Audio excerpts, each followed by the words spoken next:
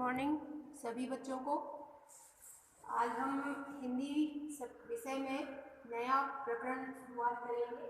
अभी तक हम लोग पर्यायवाची शब्दों में काफ़ी बहुत सारे उदाहरण हमने देखे।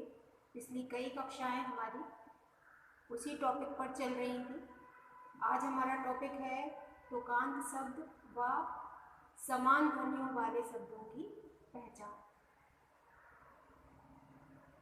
तो तुकांत शब्द की यदि आप बात करेंगे, जैसा कि मैंने दो एग्जाम्पल भी ब्लैक बोर्ड पर लिखे हुए हैं, तो उनको यदि आप देखें तो कहीं ना कहीं आपको क्या समझ में आ रहा है। जैसे लिखा हुआ है, देव तुम्हारे कई उपासक कई ढंग से आते हैं, सेवा में बहुमूल्य भेंट वे तरह तरह से लाते हैं, धूमधाम से साजवाज से मंदिर में वे आते हैं, मुक्तामणि बहुमूल्य वस्तुएं लाकर तुम्हें चढ़ाते हैं। तो आप देख रहे हैं कि ये जो पंक्तियां लिखी हैं कविता की, इसमें एक तरह से अंत में, पंक्ति के अंत में जो भी शब्द हैं वह अपने आप में एक लय बना रहे हैं।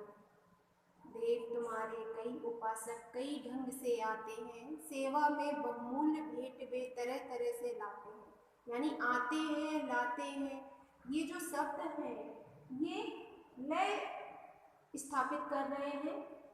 तो हम क्या समझेंगे इसको कि तुकांत शब्द आप किन्हें कह सकते हैं? समान तुकबंदी वाले शब्द तुकांत शब्द कहलाते हैं। अर्थात जो भी शब्द हैं जिनमें समान लय उत्पन्न हो या समान लय वाले शब्दों को आप तुकांत शब्द कहेंगे।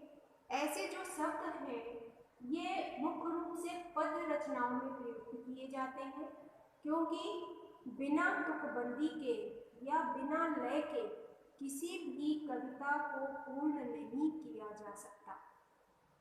तो यदि कोई पद्य खंड बिना तुकबंदी के होगा तो वह क्या होगा? रोचक नहीं लगेगा, वह सरलता से पढ़ा नहीं जा सकेगा। उसको पढ़ने में एक आनंद की प्राप्ति जो होती है कविता को सुनने में और पढ़ने में, वो प्राप्त नहीं होगी।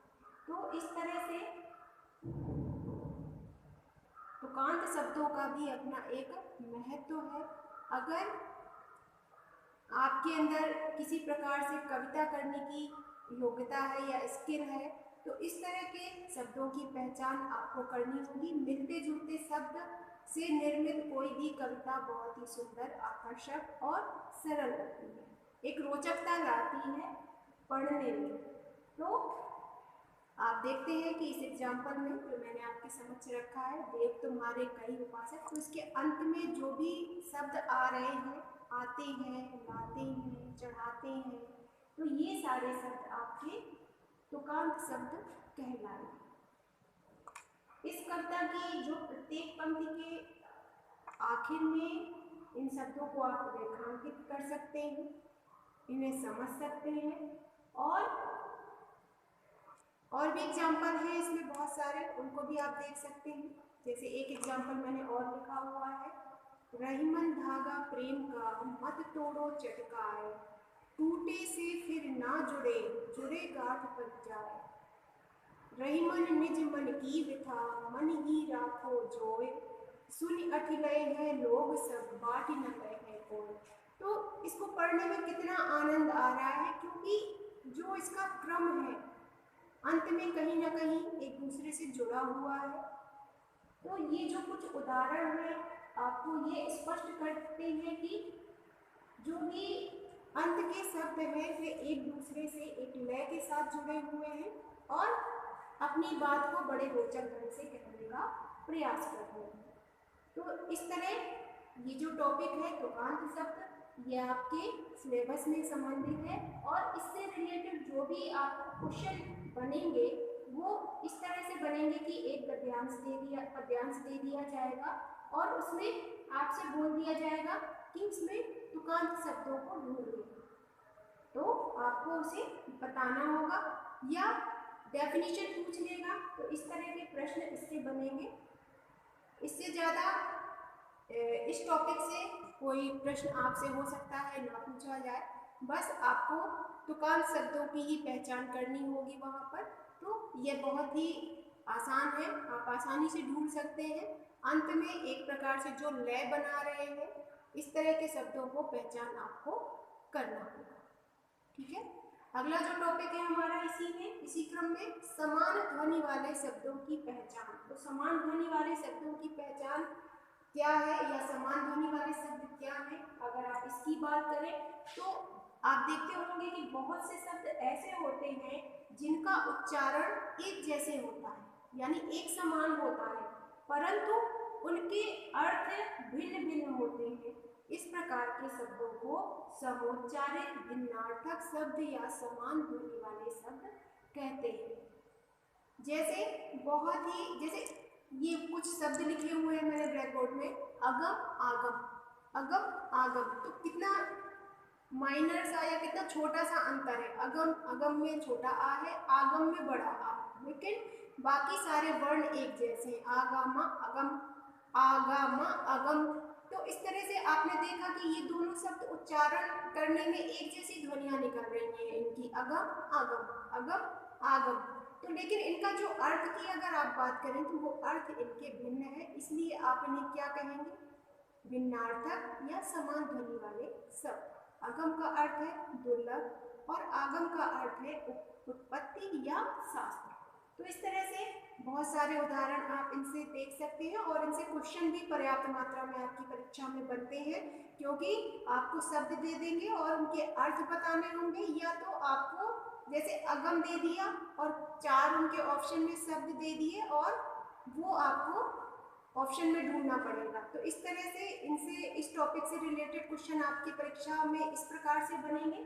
तो आपको इन शब्दों को पर्याप्त पढ़ना है, बार बार पढ़ने से आपको इनमें अंतर करना आ जाएगा, और अंतर करने के साथ साथ आपका जो वोकैब होगा वो भी बहुत स्ट्रांग होगा। साथ में इनके अर्थ को जानने के बाद आपका जो हिंदी का जो शब्दकोश है वो उसमें भी वृद्धि होगी, इसलिए इन शब्दों को पढ़ना अति आवश्यक है आप लोगों के लिए। तो इसके एग्जाम्पल में जैसे मैंने पर्यायवाची शब्दों के प्रकरण में आपको हर 2-3 दिन के वीडियो बनाकर आपको दिए थे, इसी तरह इस टॉपिक से संबंधित भी मैं बहुत सारे एग्जाम्पल आप लोगों को बताऊंगी, और आप उन वीडियोस को बार बार रिपीट करके देखिएगा ताकि ये आपको स्वतः ही स्मरण हो जाएंगे, स्थायी स्मरण हो जाएगा। क्योंकि हम किसी चीज़ को बार बार सुनते हैं तो फिर आपको उसमें बहुत अधिक मेहनत करने की आवश्यकता भी नहीं होगी और आपको ये आसानी से आप इनमें अंतर करना सीख जाएंगे।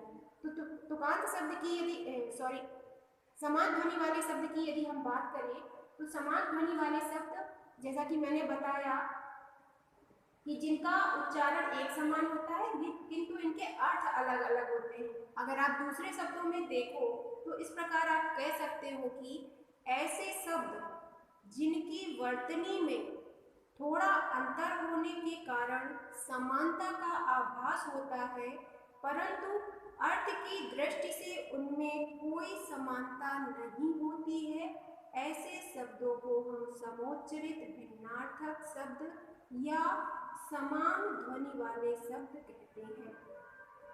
समोच्चरित भिन्नार्थक शब्दों को युग्म शब्द भी कहा जाता है। समध्वन्यात्मक शब्द समानाभास शब्द भी कहते हैं। तो इस तरह के जो शब्द मैंने बताए इनसे रिलेटेड कि युग्म शब्द आपको देखने को मिलेगा तो उसका तात्पर्य है कि समान ध्वनि वाले शब्द।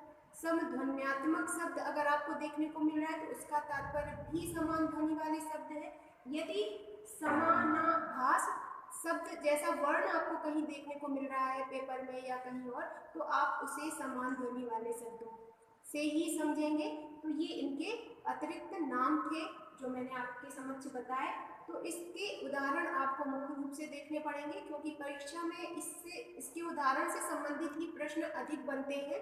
डेफिनेशन वगैरह तो कभी कभी पूछी जाती है, तो डेफिनेशन तो आपको बड़ी आसानी से आप बता दोगे कि समान ध्वनि वाले शब्द या समोच्चरित भिन्नार्थक शब्द युग्म शब्द क्या होते हैं। यदि इस तरह का क्वेश्चन आता है तो आप बता सकते हो कि ऐसे शब्द जिनकी वर्तनी में थोड़ा अंतर होने के कारण समानता का आभास होता है परंतु अर्थ की दृष्टि से उनमें कोई समानता नहीं होती है, ऐसे शब्दों को आप समान ध्वनि वाले शब्द, समोच्चरित, भिन्नार्थक शब्द, युग्म शब्द, धन्वात्मक शब्द और समानाभास शब्द कहते हैं। तो इस तरह से आप डेफिनेशन बता सकते हैं बहुत ही आसान शब्दों में, अपनी आसान शब्दों में भी बता सकते हैं या बुक वगैरह किताब में जो भी दी होगी उसको पढ़कर आप आसानी से इसकी परिभाषा दे सकते हैं। लेकिन मुख्य रूप से बात है कि उदाहरण की जो भी प्रश्न आपके बनते हैं अच्छे स्तर के जिन्हें कहेंगे हम, वो मुख्यतः आपके एग्जाम्पल से ही बनेंगे। तो आपको बहुत सारे एग्जाम्पल बार बार पढ़ने की जरूरत है जिससे आपको इनके जो डाउट्स हैं वो क्लियर हो जाए। जैसे कि एग्जाम्पल लिखा है अंत और अंत, अंत का तात्पर्य है समाप्त, हो सकता है अंत का तात्पर्य आपको ना पता हो, अंत का तात्पर्य है नीच। तो इस तरह से यहाँ पर आप देखते हैं कि अंत और अंत दोनों का उच्चारण एक जैसा हो रहा है लेकिन इनके अंतर में पर्याप्त अर्थ में पर्याप्त अंतर है। अंत का अर्थ है समाप्त और अंत्य का अर्थ है नीच। तो बहुत ही उच्चारण में बहुत ही कम अंतर है। वर्ण देख रहे हैं कि एक में आ आधा ना और ता है और दूसरे वर्ड में ना आधे ना के साथ में आधा ता लिखा हुआ है। इतना सा अंतर होने पर दोनों के अर्थ में अंतर हो गया। इसी क्रम में बढ़ते हुए आगे आप देखेंगे अंश अंश, अंश का अर्थ है भाग या हिस्सा, अंश का अर्थ है कंधा। अर्ध अर्ध्य, अर्ध का अर्थ है जल दान या मूल्य, अर्ध का अर्थ है पूजा। अनल अनिल, अनल का अर्थ है अग्नि, अनिल का अर्थ है वायु। इसी क्रम में अन्न अन्य, अन्न का अर्थ होता है अनाज अन्न और अन्य, अन्य का अर्थ है दूसरा। यहाँ पर सिर्फ इतना सा अंतर है कि अन्न के साथ ना है और अन्य के साथ या है। तो इतना अंतर होने पर दोनों के अर्थ में क्या परिवर्तन हो गया, अन्न का तात्पर्य अनाज और अन्य का तात्पर्य दूसरा। अनिष्ट अनिष्ट, अनिष्ट का अर्थ होता है बुराई या बुरा, अनिष्ट का अर्थ होता है निष्ठा रहित। तो इस तरह से ये बहुत सारे एग्जाम्पल हैं। अगली कक्षा यानी कि कल मैं इससे रिलेटेड और भी बहुत सारे एग्जाम्पल आपके समक्ष लेकर आऊँगी ताकि आपके जो भी इन शब्दों को लेकर जो भी समस्याएं हैं वो आसानी से सॉल्व हो जाएंगी और आप इनको पर्याप्त रूप से अच्छे से समझ भी सकेंगे। तो आज का वीडियो यहीं तक। आपका जो प्रकरण था तुकांत शब्द व समान ध्वनियों वाले शब्द जिनकी आज हमने चर्चा की, कल हम समान ध्वनि वाले शब्दों के और भी बहुत सारे एग्जाम्पल देखेंगे। Thank you so much.